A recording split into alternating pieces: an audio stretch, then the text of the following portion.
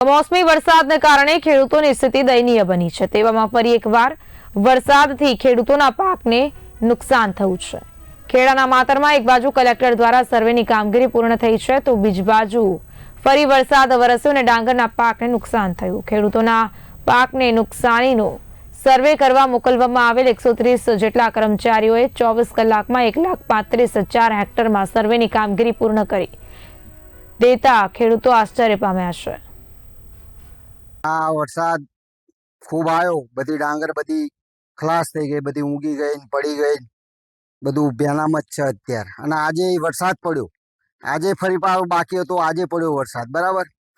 અમારે તો કશું આવવાનું જ નથી હાથમાં। હવે સરકાર આમાં કંઈક અમારું સહાય કરે અને દેવા માફી કરે તો બરાબર છે, નકર અમે તો હાવ પાયમાલ થઈ ગયા છે। જે આ અઠવાડિયાથી જે માવઠું ચાલી રહ્યું છે, વરસાદી માવઠું ચક્રવાતના કારણે જે નુકસાન થયું છે, એમાં અમારા અનાજનું તો આજે પાકનું તો નુકસાન છે જ તે, પણ પાછળ અમારે જે પશુપાલન માટે જે પણ અમારે ઘાસચારો હતો એ પણ પૂરો નિષ્ફળ થઈ ગયેલો છે।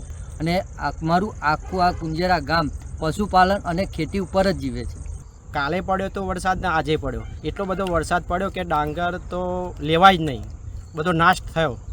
એટલે હવે સરકારને એટલું કહીએ છીએ કે અમને સહાય આપે અને દેવું માફ કરે।